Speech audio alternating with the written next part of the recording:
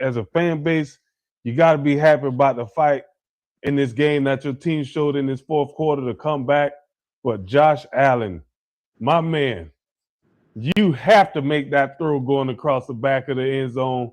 The guy had 3 steps on the receiver, and he threw the ball 3 yards ahead of him. Oh no! They scored. They God. scored. They went for 2. The play was wide open. It couldn't have been. They couldn't have executed it any better. And Josh Allen threw the ball off balance and threw it out of bounds, Oh going across the no! back of the end zone. No! Come on! Wow, man. You Ugh. know what? It's good to fight, and it's good to want to go for the win. It's the end of the season. Maybe this game, in the whole sense of the thing, don't really mean much as far as playoff seeding and stuff like that, because it's a non-conference game. It's a non-divisional game. But you're playing to win. As good as they defense is playing, I may keep the field goal and just say, you know what, we're going to play it we're going to win it in overtime. But I understand. I understand what they did there, and because the play was so wide open and the quarterback missed the throw, you can't really get mad. I mean, like the play, everything worked. You went down, you scored a touchdown, you tied the ball game up. I mean, well, you didn't tie it up. But how we get here is the possession before that, when you scored a touchdown, your kicker missed the field goal on the extra point. So when you should have been going down the game to score a touchdown and to win it on the field goal, your kicker misses the extra point before that, and then now you're scoring to either kick it or tie it, or you're going to win it with 2. Maybe they still go for 2, even if the kicker makes the field goal on the touchdown. Maybe they still go for 2, and they go for the win and say, you know what, it's late in the season. I'm not going to waste my players playing the overtime when it really don't matter. So, I mean, I get it. I understand it. But, man, Josh Allen, he's going to be thinking about that throw, for the next couple of days. He's gonna be thinking about it for a minute. He really Yeah. is. When you see the throw, William, you'll see what I'm talking about. Yeah, I mean, I don't know how he missed that throw. He could have just lobbed it out there, and he probably could have made a better throw left-handed. I mean, it was that bad of a throw. Yeah, it was that bad of a throw, man. But hey, great game for both the Eagles and the Bills. Going into the playoffs, you got two teams that should be favorites in their respective conferences to go all the way. This could be a Super Bowl preview. It very well could be. I'll tell you what, with the Chiefs being out of it, the Ravens being out of it, and who is the other team? It's a third team in there that's not in the AFC playoffs. But your hurdles are all gone. You don't have to beat Baltimore, and you don't have to go to Kansas City. So,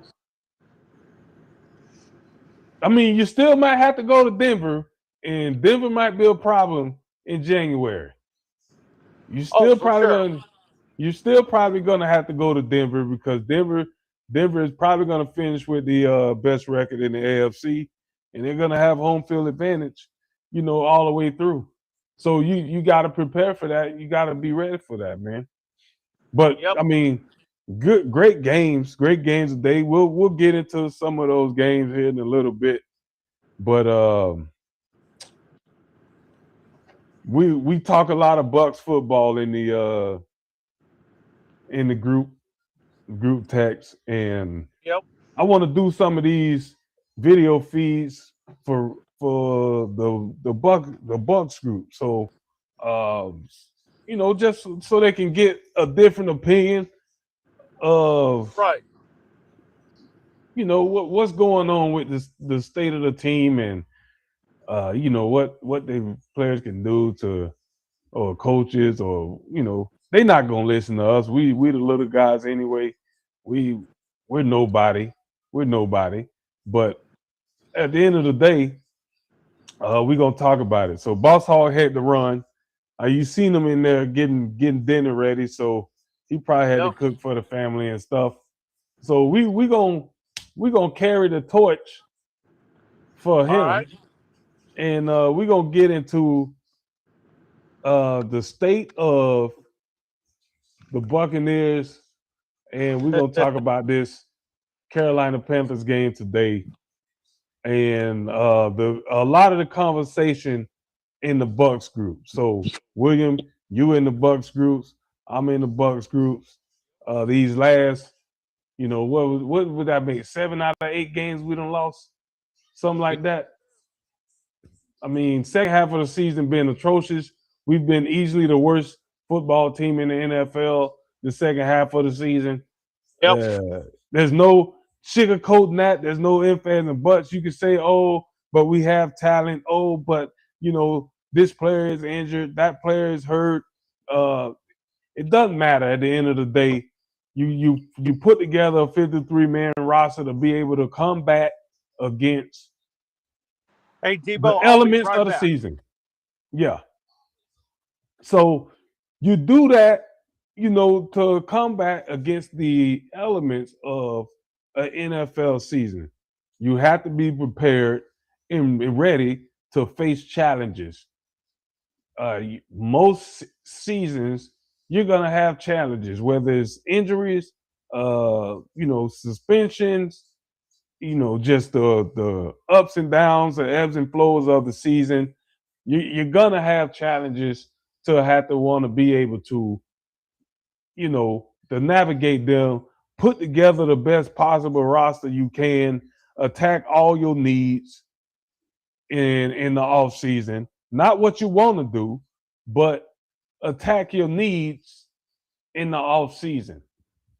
And as me, William, and Boss Hall earlier was talking, I don't think we've done a good enough job of attacking our needs when we get to the off season, and thus that's why we're sitting here. That's why you're doing things like you're going out there and you're signing JPP to come in and provide you a spark. Like you got a league in a free agency base that's full of players, and you're going to JPP to give you a spark for a possible late season run to win your division and get into the playoffs. That ain't the guy you need to be leaning on to help. He's not the guy. He hasn't played a game in 3-4 years, sitting on the couch. Is he still conditioning? Is he still in shape? I don't know. I mean, he's not in football shape. Like, he's not ready to play. I mean, you only ready to play when you're practicing, preparing to play. You can't simulate practice doing any type of conditioning. You just can't do it. You can't simulate the game doing any type of conditioning. There's a level of intensity that is required for you to be prepared and be ready to play in any type of game, whether it's football, basketball, hockey, baseball. It don't matter. Soccer. There's no intensity in practice you can duplicate that can match in-game intensity, because the circumstances are different. Like, from a football standpoint, you can't duplicate that intensity in practice because you're not out there trying to kill your teammate. But when you get in the game, I'm trying to literally put my face through his chest every time as a defender. I'm trying to knock him out. My end goal is to knock this dude out. Not technically hurt him, but every time I hit somebody, I'm trying to knock him out. As a defender, that's what you're trying to do. So offensively, you're trying to combat against that, and you can't prepare for that in practice or training in the off season or anything. Lifting weights, you can't. So I wasn't expecting JPP to come here and help anything. To me, it was a desperation move. I can't believe the Tampa Bay Lightning just let them come all the way back. But hey, that's another thing. But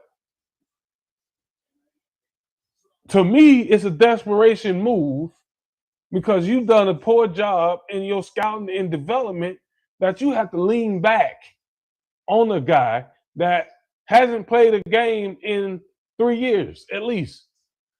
And you bring him in for what? It's a totally different situation than Graham in Philadelphia, who just was playing last year and retired, and the Eagles needed pass rushing help. So he came back halfway through this season to provide them with help. He is more prepared and ready to play football right now than JPP. And that's not taking nothing away from JPP, the player that he was, but you're not that guy anymore. So anybody that believed that JPP was going to come here and provide us anything, bro, I got the question, like, what type of football knowledge you have? Like, our defense is not good all around. I'm not just talking about one single position. I'm not even talking about what level, whether it's the first level, second level, or the third level. We're not good. So if we're not good, what is a player that's been out of football for 3 years going to come in and provide that players who are active and current and younger and stronger can't do or aren't doing?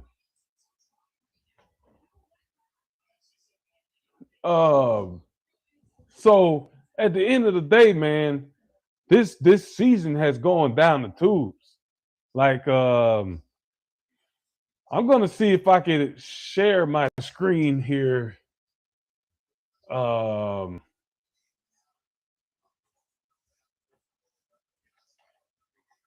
And just go into a little bit of depth on, where actually where we were and where we're going as far as like the season, man, because it's crazy. It's people don't like truth, but I've been saying this for probably the last 3, almost 4 years, but definitely the last 3 years.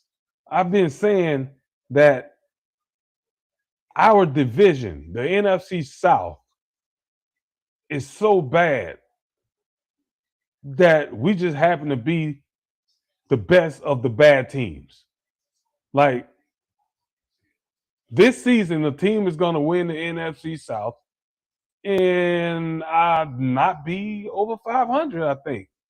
I mean, before I say this with my chest, let me make sure I can confirm this. Okay, so NFC South. Right now, currently, okay. Yeah. So if the Bucs win, they'll win the division. If they win against Carolina next week, they will win the division at 8-9. Every other division winner in the NFL has at least 11 wins, except for Pittsburgh. Pittsburgh has 9. They're 9-7. But my point is this: you got two 11-win teams in the AFC East, Buffalo, New England, right? You got two 11-win teams in the AFC South, Jacksonville and Texans. You have 2 in the AFC West, Chargers and the Broncos. You got 1 in the East, 1 in the North, none in the South. And then you got 3 teams in the NFC West with 11 wins. Seattle 13-3. So they're going to be the top seed in the NFC. And it's going to come down to the Broncos and the Patriots in the last week of the season to decide who's going to be at the top. So we're going to bring William back in. Now my guy's laying in the bed. Now he's look like it's okay, man. Hey, don't get too comfortable, bro, and fall asleep. Oh, But no, what I'm going into a conversation here. I'm talking about, just the overall sentiment and the strength of the AFC versus the NFC and our division versus the rest of the league, where you're gonna have eight and nine teams winning the division and going to the playoffs and getting a home game. So this is another conversation that we here at the Rat Pack been having for some years. We've been talking about playoff reseeding. So I'm going to do a screen share. And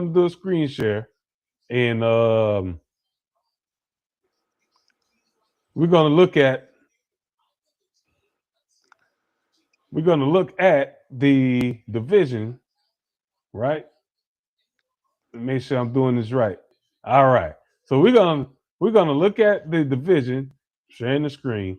All right. So we're gonna look at the division here as a whole and see if you reseeded the playoffs. Bucks would be a 6 seed. We're the worst team in the NFC playoffs. But because we may win our division, whether it's us or Carolina, we'll get a home game while a team that's been better all season long get to go play on the road. I don't agree with that. I think it needs to be, best team has the home game. That's the way all playoff formats should work. You should never have the second best team playing on the road in any playoff game. So are you saying potentially something similar to what the college football playoff is? Yes. Okay. Something similar to how the playoff is. I mean, if you're a top seed, by record, that's where it need to be, because this division crap. Listen, as a Bucks fan, yeah, we benefited from it for the last 3 years because our division being so bad. We haven't really been a top seed playoff team, but because we won our division, all division winners get a home game. But I don't agree with that, because you can have a 12, 11, or 12 win team playing on the road in the first round. Well, like I understand the whole philosophy around, hey, if you win your division, you get at least one home game. Okay, Yeah. I get it, and I understand that philosophy. I do. I really do. But with that being said, if you do not have an incentive to better yourself, then why are you even going to try at all? Yeah. Because if you can be happy and you can be content with a 9-6 record, and you're almost guaranteed to win your division and get that home playoff game, then I mean there's nothing to me. There's nothing there to say, well, you you need to get better. Well, why do we need to get better? We we get we get we get to the playoffs. We get that home playoff thing. Now, Yeah. with that being said, I believe that there is a threshold, because I'm sorry, but if you go in and you have a losing record or a or well, at the time when we could, a 500 record, and you still get into the playoffs because you won your division. Uh, no, no, I don't subscribe to that.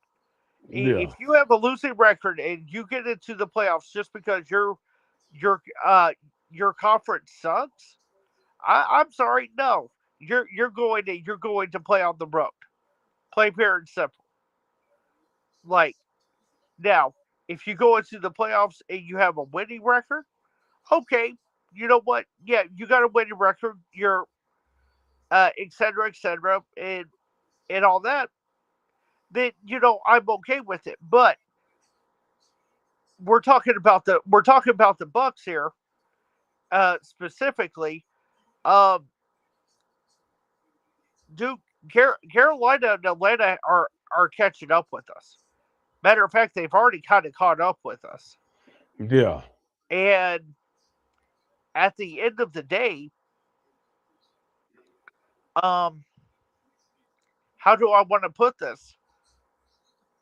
At the end of the day, we've had our little time in the sun and everything like that. We've had our playoff appearances. We just had a Super Bowl a couple year. Well, shoot, it's been more than a couple now. A few years ago and everything. And all that. We had the claim to fame. We're the first team to win a Super Bowl in our home stadium. Okay, you know what? yeah, That's all well and good. That's the feel good story of for right now. But let but let's start talking. Okay, we we are here trying to justify us getting into the playoffs when me and you both know that if we make it to the playoffs, I don't care if it's a home game or not, we're out in the first round. We yeah, we are. But there's no ifs, ands, or buts about it. Because one of these wild card teams gonna walk into Tampa, they gonna snatch the soul out of us, and they're gonna turn around and walk out. Look at yeah. what the Miami Dolphins just did to us today. With a rookie quarterback now, rookie quarterback. Yes. I mean, Bucks historically don't have a good track record playing against rookie quarterbacks. But at the end of the day, if you're a team that is serious about competing and you actually have championship aspirations and you believe you're a championship organization and you believe you got the championship pedigree, you can't lose to Miami. I don't care what excuse you could try to come up with to why you lost or who you want There to point the finger. You can't lose to Miami, bro. let You let let cannot me lose let to Miami. that Derek, let me stop you right there. There What? is no excuse. No, There it's is not. none. That's what I'm saying. There's There is no excuse. none. You can't come up with one because these games late in the season, and I love the NFL for how they structured the schedule to make the last couple weeks of the season meaningful because in the past they weren't. So No. it's working out to the best of their ability on how they structure these schedules for every team in the league week 16, 17, and 18 to play in games that mean something, whether they division games, teams playing for playoff seeding, or whatever the case may be. We're no longer going to see teams sitting guys out to rest them for the playoffs because everything is coming down to the final week. So I love it. I mean, as a football fan and play the game myself, I hate these players sitting out or resting. I don't that stuff. I don't. I mean, I'm from a generation where we didn't do that stuff. Like we didn't rest when it was a game. It was time to go.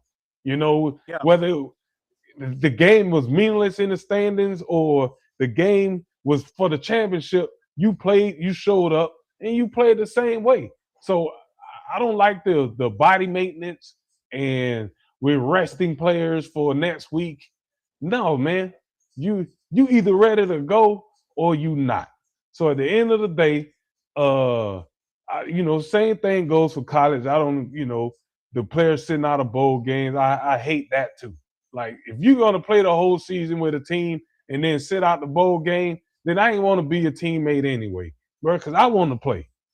I want to play Right. at the end of the day. I understand you trying to get to the NFL or you trying to transfer to another school so you don't want to jeopardize getting hurt. Well, hey, I'm out here. So why you can't be out here? Yeah, exactly. This conversation, I want to add, another piece to this conversation. So, a news story broke out in Las Vegas that Max Crosby has been put on the IR. Yeah, Now, there is a story that has been reported by Yahoo Sports, ABC, the local ABC station out there, that part of this, he'll be put on the IR and everything, is due to them not wanting him to get hurt. Um, and Max Crosby has said that he yeah. I don't wants to. believe that for Max. I don't believe that for Max Crosby. I don't believe that that guy plays too hard. He plays with too much passion. I don't believe for 1 second that he want to sit out a game. No, he doesn't. That's the thing. He left the Raiders facility very disgusted with the team because they were sending him because they don't want him to get hurt. Well, let him Evidently, make that decision. Why are you making my decision to play and putting it in your hands? Like this is supposedly me. supposedly he has an injury that is going to need to be corrected in the off season with a surgery. Okay. Um, and that's my thing. I'm like, okay, Yeah, but if he gotta have the surgery anyway, sitting him out ain't avoiding the surgery. So why you sitting him out? that's it. That's my thing. So my thing is, and I'm not trying to speculate or anything like that, but with the stories that I'm getting now, again, by reputable outlets, Yahoo Sports, ABC Sports, and all that, Crosby's not happy with the Raiders. I And mean, now, if you're if now, I want you to put on your agent hat okay. for a second. Max Crosby comes to you and says, "You know what? Done with the Raiders. I want out. I want to play. I want to compete." Do you go to the Raiders and force the trade?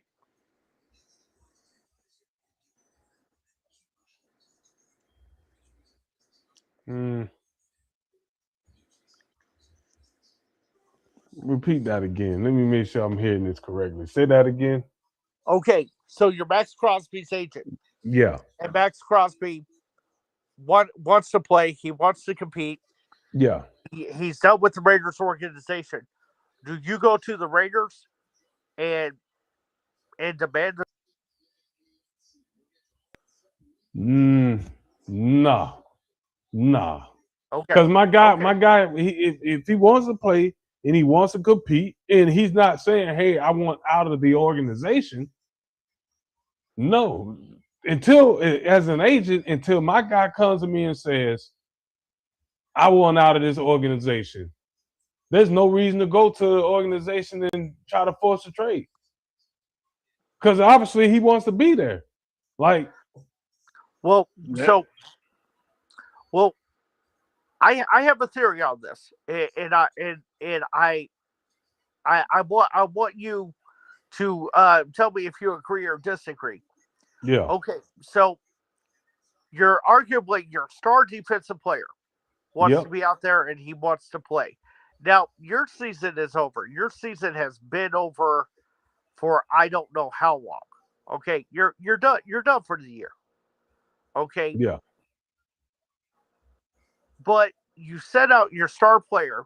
You're setting out your guy that people are coming to see because Yeah. make no mistake, these fans that are coming these last 2 weeks, they ain't Them the coming to see diehards. that they ain't coming to see uh they ain't coming to see nobody else.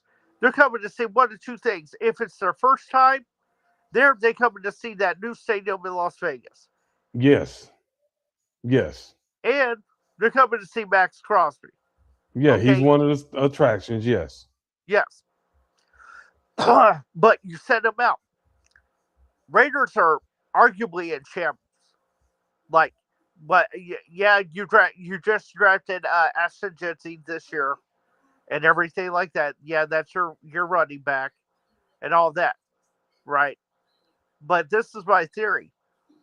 What if the Raiders set him out so he doesn't get hurt because they're looking to trade him?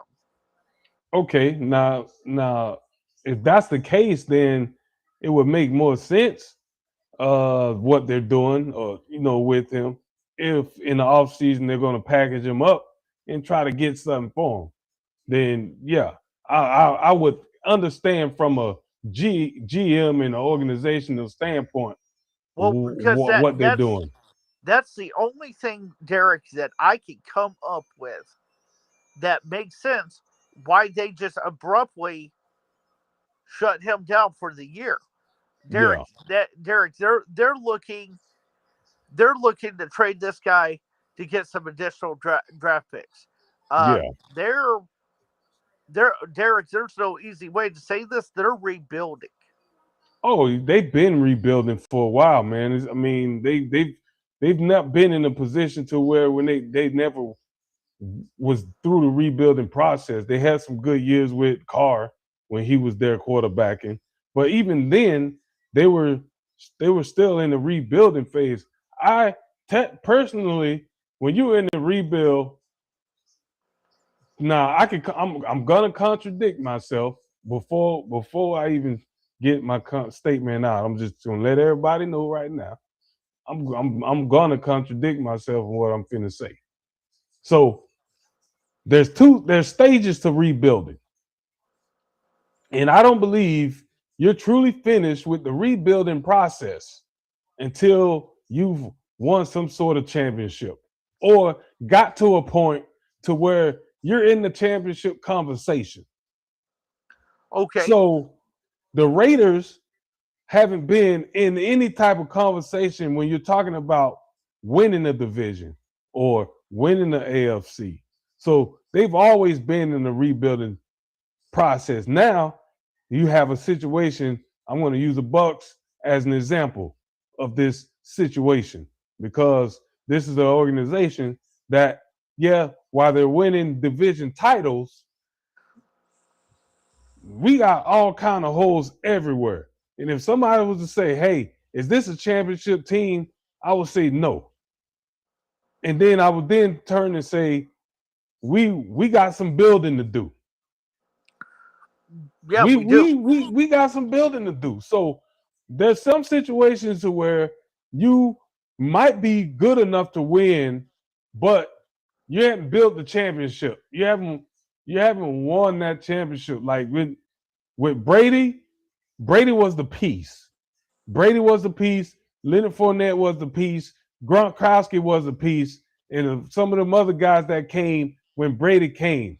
Those are pieces added to get us to the championship level. Before Mhm. then, we were in the building process. Right. We were in the building process. So now Brady goes, he leaves, and everybody thinks, well, we still got a good team. Yeah and no. We're back to building. We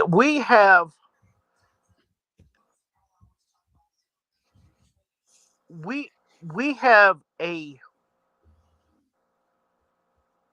I guess the best way to put it, we have an okay team.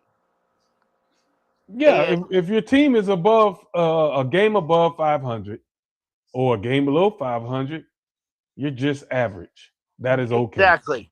Exactly. And that's what That's actually the word I was trying to come up with was average.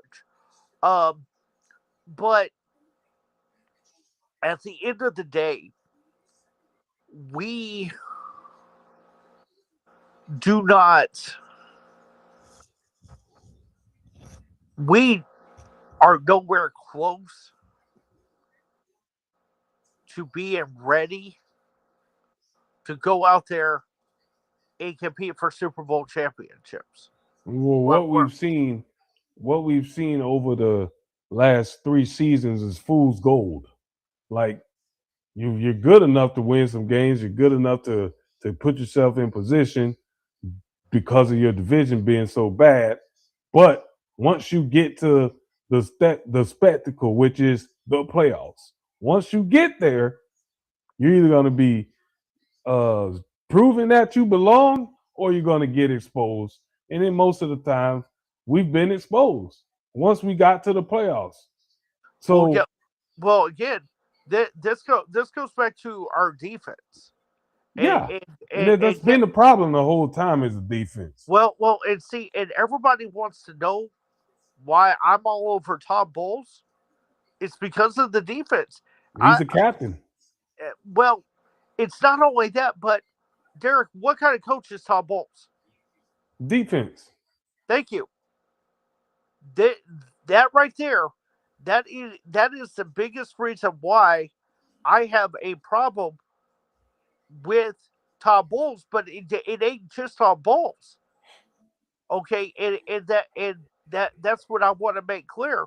Even though I have a problem with Bowles, I'm not putting everything on him because there's somebody above him that is making them draft picks. There is somebody above him making Yeah. the decisions. And this goes back to Jason Light. To me, what Jason Light should have done is the minute that he heard that Bruce Arians and Tom Brady were retiring, he should have retired too. Should have retired on the top, Super Bowl winning GM, blah blah blah blah blah blah blah, and all that. And you know what? Nobody can take that away from him. The man retired on top. The man could have retired as the best. He was a part of the best team of the NFL, Yeah. and he did it. Now we're back to making these mediocre picks. Uh, that that defensive guy that we just got last year from UCLA, that Kalaja Conti or whatever his name is. He's okay, but Yeah. to me, he's depth. He's depth at best. We do not have a starting defensive line that we need to play the defensive scheme that Tom Bowles wants to play. Yeah. And now I'm going to propose. Now I want you to put your GM cap on. You just had your agent cap on. Now I want you to put your GM cap on. My theory is true. Raiders are looking to package Max Crosby. You are the general manager of the Tampa Bay Buccaneers. Are you picking up the phone? I'm picking up the phone and I might let's see. If we make the playoffs, well, no matter what, we're picking in the middle of the first round. Uh So huh. uh, I'm looking for a pass rusher. Max Crosby is the perfect hybrid linebacker to play in a 3-4. He can drop Uh into huh. coverage and he can rush the quarterback from the edge. Um, there's not a draft pick in this draft that is going to give me better production right now. Thank you. than Max Crosby. Yes. Thank you. I'm putting the package together that's going to involve this year first round pick and maybe another year or so worth of picks, first round picks, maybe a first this year and a second next year, or whatever the case may be. And I'm going to get him. I'm going to get him. Okay. Yeah. Okay. Because I was kind of thinking the same thing. Because if this is true and Max Crosby wants out of Las Vegas, and Las Vegas is already looking to wrap him up in a deal because they're gonna want some multiple picks. Okay, because that's the only reason why they're sitting there and and I believe even going to offer this man up is because they want picks Yeah. to start this rebuild. Hey, But do you you know know? what? I got a Oh, question for you. yeah. I didn't mean to cut you off, but I just saw this. No, So, you're good. so Max Crosby was drafted. He's 28. He's 28. So that means he's he was drafted in 20. No. 2019. About he was drafted in 2019, so he's only been in the league 6 years. Uh, he's 28. He has at least 4 great years ahead of him. That's your prime. From 28 to 32, that's your prime years.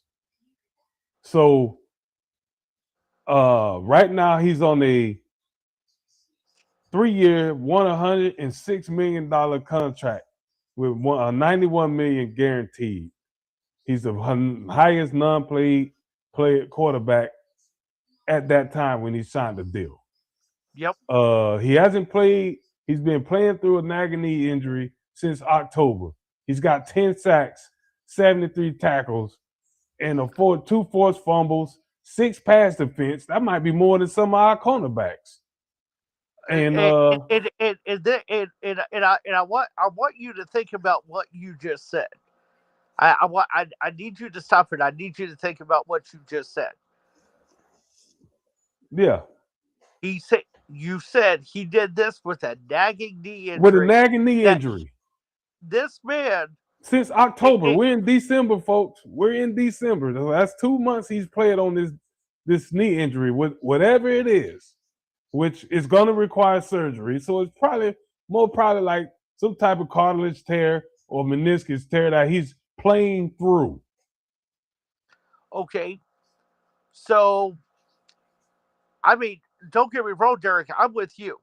If I'm the GM of the Bucks, I am picking up that phone.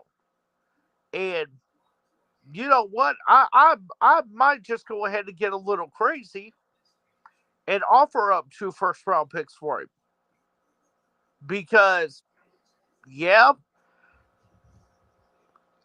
first and foremost, yeah, they're first round picks. But again, like you just said, there is nobody coming out in this draft that is going to be able to give me that production that Max Crosby is.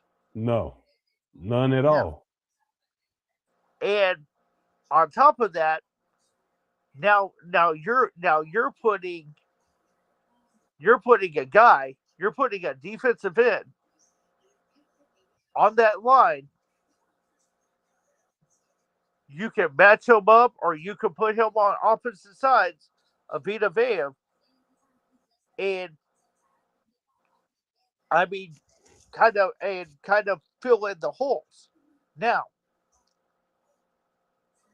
to me, if I am Jason Light and I want to keep my job,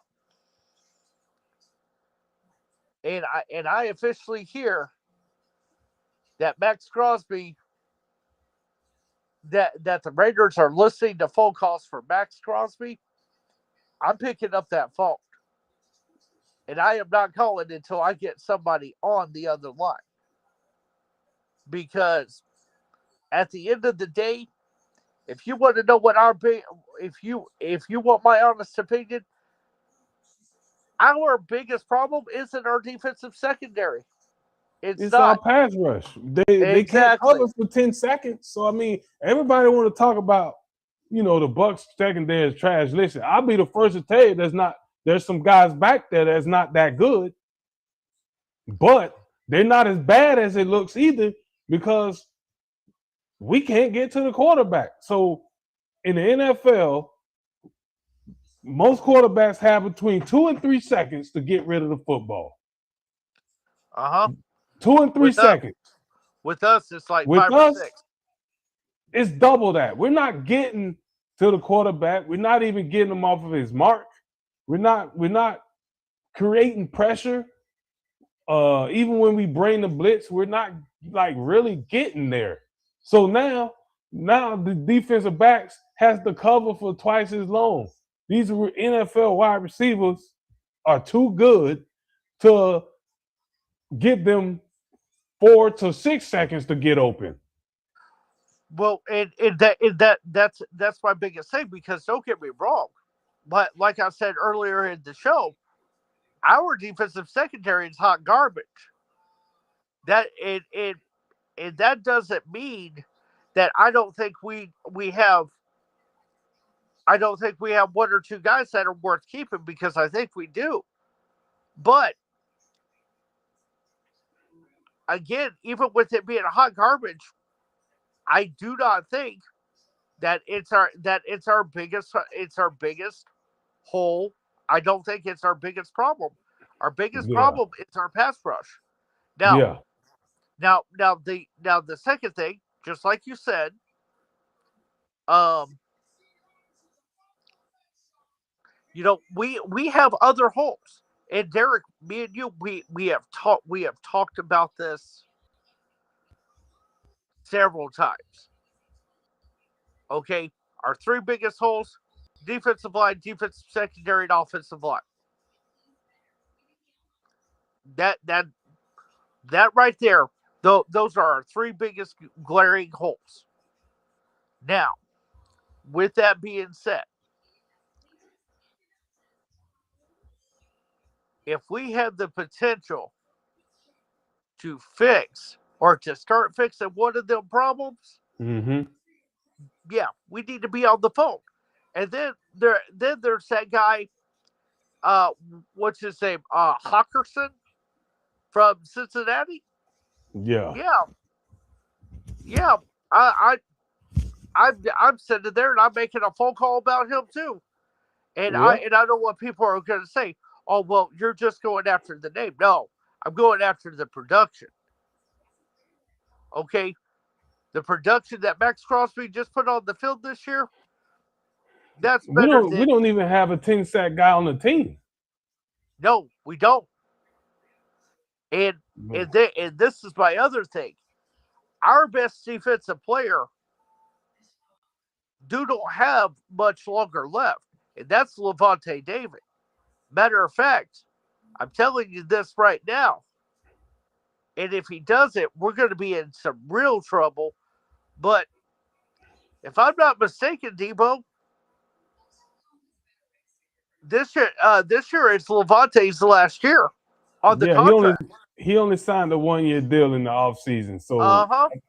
I think what he's doing is, he's coming up on his playing days being over with, and instead of committing to, a long-term deal, he's just going to sign year by year. So and you have to be prepared for that guy to not be there. So listen, I know there's a lot of people out there that's saying, "Oh, Levante David ain't his normal self, and he's not. He's showing signs of aging, and yeah, Yeah, the he's dude's getting been in the older. league a long time, of course. But And do not, and I repeat, do not. And I'm gonna say this. I'm gonna look right at the camera. Do not try to convince me that Levante David still is not a good football player when he's got trash all around him. Levante David is probably one of our two best defensive players. Right now, even though he's struggling, maybe he's not struggling, but you know what? We can do this because we can. So we can go and we'll look up Levante David All right. numbers this year. So Levante David, and this is how you know when it's getting close to that time. We're through 17 games. Mm-hmm.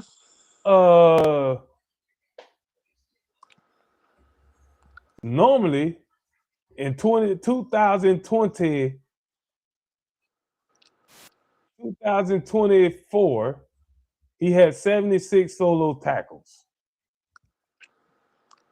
which is his lowest output.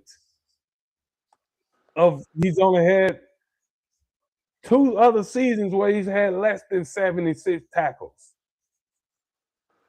He's in what, 12 season, 13th season right now.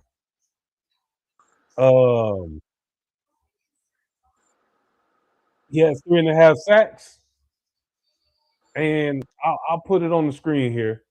I'll put it on the screen for everybody to see. So I'll put it up on the screen. So, ladies and gentlemen, Levante David. This is Levante David career. And right now, as you can see, screen here, Levante David has, and let's zoom in a little bit on this.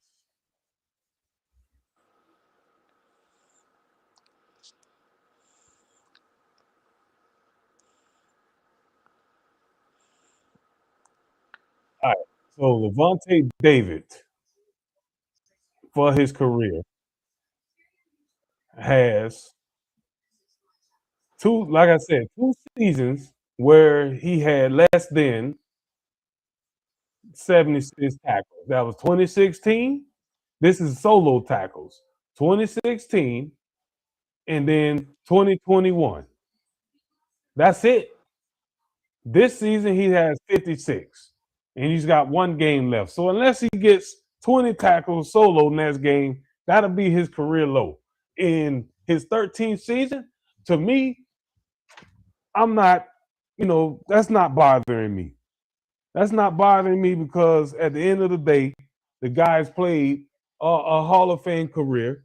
And, what more can you ask for out of a guy in his 13th season? He can't carry the whole defense every year.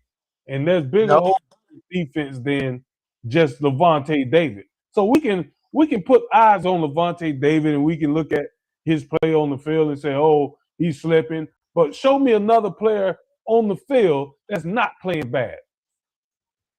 Because they all are playing bad. The defensive effort is a collection plate, and it's been passed around to everybody.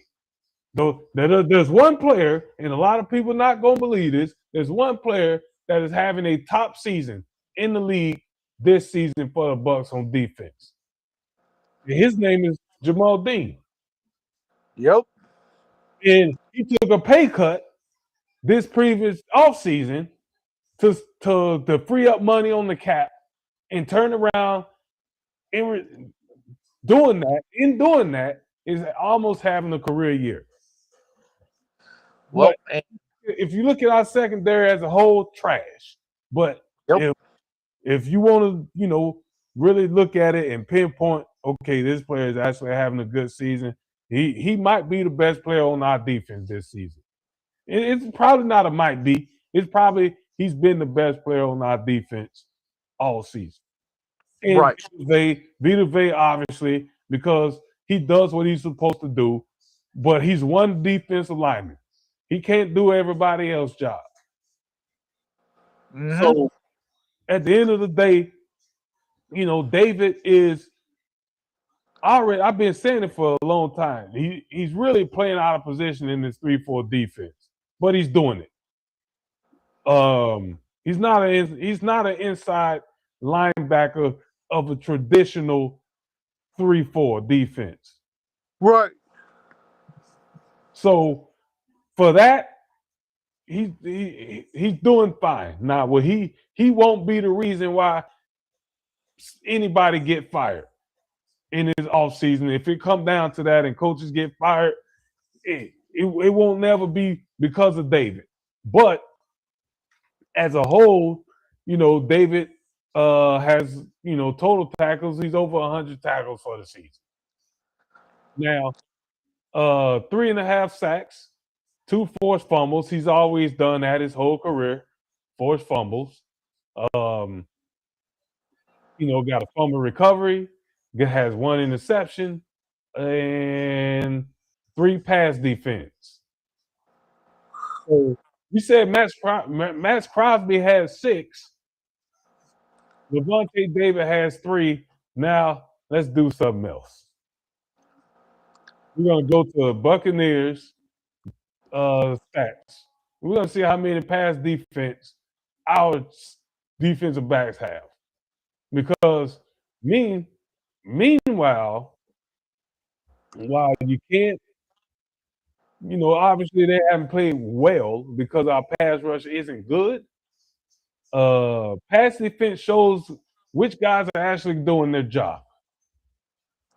So, Tyke Smith, I would say that young man has had a pretty decent season. He's actually playing better than Antoine Winfield. And you hear his name all the time. Well, Tyke Smith is second on the team in total tackles as a safety with 94 tackles. He has 56 solo tackles. Well, Levante David has 54, and Savasier Dennis has 60. And honestly, bro, personally, I don't even think Savasier Dennis is, to me, ain't even playing that well. But that's another thing. If we want to talk about rushing the passer, he's not it either. But pass defense. There's one player on this team that's got over 10. And who is that? That would be Tyke Smith with 13. He's leading the team in pass defense as a safety. He has 13 pass defense, 1 interception, and Jamal Dean is second on the team with 8. Now, Antoine Winfield has 7 for his own, but he's also a safety, which as a safety with 13 pass defense, that means you're doing something in coverage. And most of the times, you don't get safeties that can really cover that good. So, Tyke Smith might be, a guy in the future that might be a force to reckon with. And he's played 1 less game than he's only played 14 games. Well, and he has 2 sacks. I mean, he's in 1 less game, he has played better than Antoine Winfield. That's my point. So, but nobody else has 10 pass defense. So, secondary could be an improvement, but at the same time, you also got to look at it as if the pass coverage gets better,